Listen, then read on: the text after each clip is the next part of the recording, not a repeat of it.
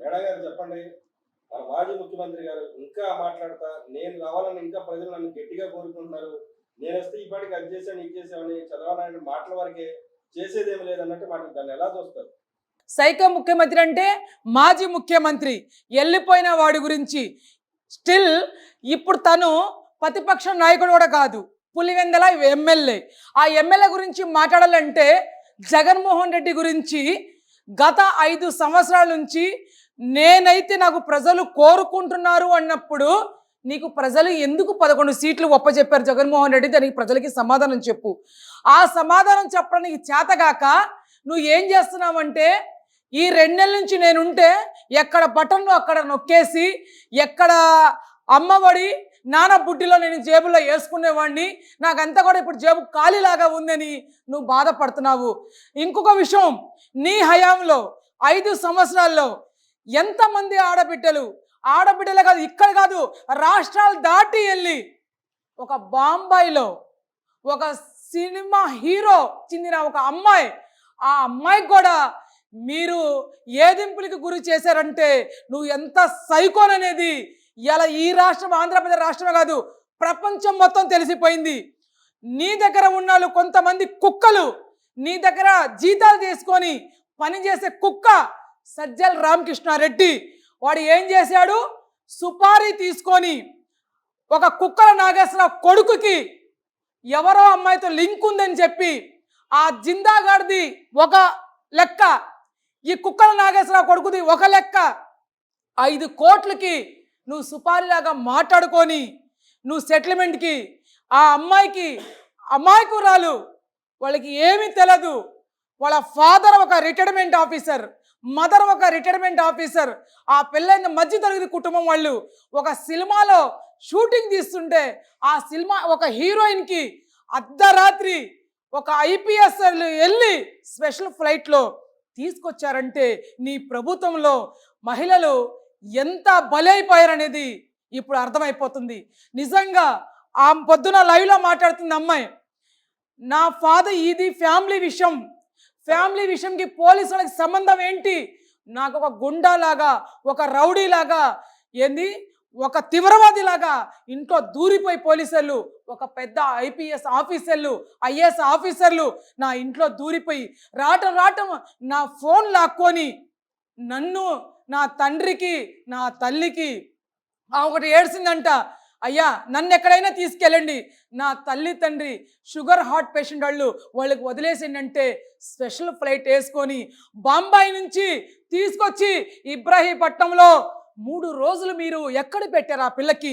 ఎక్కడ మీరు మానసికంగా కాదు, తన శారీరకంతో కూడా ఏ రకంగా ఇబ్బంది పెట్టారు అనేది ఈరోజు ఈ తెలుగుదేశం పార్టీలో నారా చంద్రబాబు నాయుడు ఎండే కూటమి గురించి, నాయుడుజీ ఉంటే నాకు న్యాయం జరిగిద్ది, తెలుగుదేశం పార్టీలో నారా చంద్రబాబు నాయుడు గారు ఆడబిడ్డల కళ్ళి నుంచి అతను కాబట్టి నాకు న్యాయం చేయండి అని అక్కడి నుంచి లైవ్లో చంద్రబాబు నాయుడు గారికి చేతులెత్తి దండం పెట్టి ఈరోజు పొద్దున తను మాట్లాడుతుంటే, తను బాధపడుతుంటే నిజంగా ఒక సాటి ఆడవాళ్ళమై మేము ఎంత బాధపడుతున్నాం అంటే, ఆంధ్ర రాష్ట్రంలో ఉన్న ఆడవాళ్లే కాదు, పక్క రాష్ట్రాల్లో, పక్క దేశాల్లో వాళ్ళకి కూడా తీసుకొచ్చి వీళ్ళు ఇంత బాధ పెట్టారంటే నిజంగా ఈ నీచులకి ఏం చేయాలనేది అర్థం కావట్లేదు.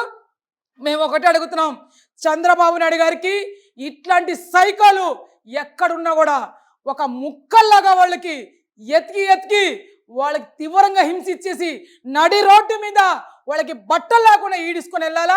అమ్మ హోంమంత్రి వర్యులు కూడా ఆవిడ ఒకటే కోరుకుంటుంది, అనితమ్మ కూడా నాకు న్యాయం చేస్తారు, నాయుడుజీ నాకు న్యాయం చేస్తారు అంటున్నారు. మీరిద్దరు కూడా పెద్ద మనసు చేసుకొని ఇట్లాంటి కుక్కల్లాగా, అసలు ఆ కొడుకే కాదు, ఇట్లాంటి కుక్కలు ఎంతమంది ఉన్నారో ఈ కుక్కలంతా కూడా మీరు బయటికి లాగండి. ఈ పులివెందల ఎమ్మెల్యే 5 కోట్లు ఈయన తీసుకున్నాడో, సజ్జల రామకృష్ణారెడ్డి తీసుకున్నాడో, వీళ్ళందరూ కూడా బయటికి రావాలా?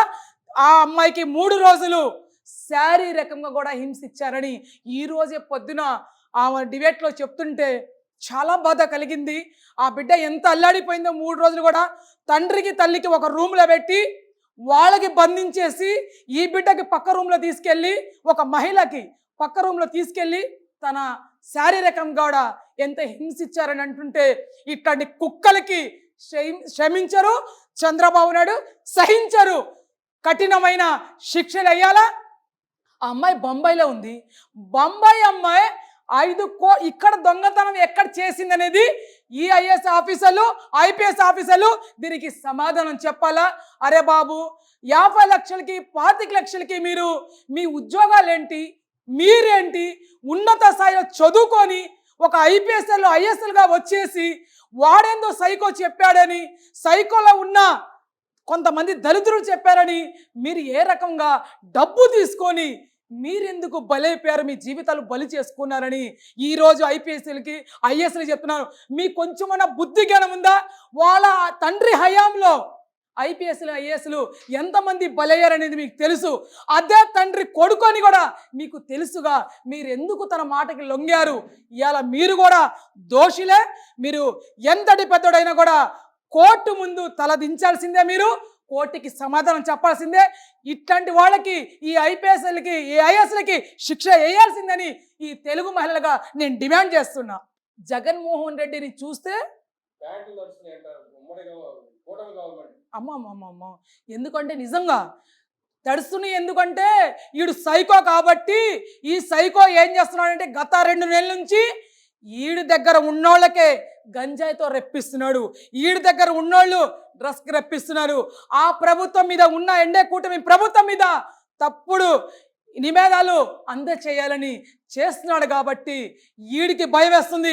ఈడెక్కడ లోపల వెళ్ళిపోతాడో, వీళ్ళు వచ్చి వీళ్ళు కొడితే ఈ డ్రస్ తీసుకొచ్చిన వాళ్ళు, ఈ గంజాయి తీసుకొచ్చిన వాళ్ళు జగన్మోహన్ రెడ్డి మాకు చేపిస్తాడని ఈయన పేరు ఎక్కడ చెప్తారని ఆయనకి తడిసిపోతుంది. ఫస్ట్ మీరు గమనించండి, 2 నెలల నుంచి రకరకాలుగా కొత్త ఏషాలతో అమ్మాయిల్ని తీసుకెళ్ళటం. ఈయన ప్రభుత్వంలో 30,000 మంది మహిళలు, మైనర్ బాలికలు కానివ్వండి, మహిళలు కానివ్వండి బలైపోయారు. ఆనాటి నుంచి కూడా మిస్సింగ్ కేసులు, 30,000 మంది పిల్లలు కనబడట్లేదు, మహిళలు కనబడట్లేదని బోర్మని నారా చంద్రబాబు నాయుడు గారు గోల చేశారు, మన పవన్ కళ్యాణ్ గారు గోల చేశారు. ఎంతమంది చేసినా కూడా ఆ కేసుకి కూడా పట్టించుకోలేదు. అరే నీచుల్లారా, నిన్నగాక మొన్న నీ ఎమ్మెల్సీ, నీ దగ్గర ఉన్న ఎమ్మెల్సీకి బుద్ధి జ్ఞానం లేకుండా, అంటే ఇంకా మనం గవర్నమెంట్లోనే ఉన్నాం అనుకుంటున్నారు, ఊహించుకుంటారో ఏమో.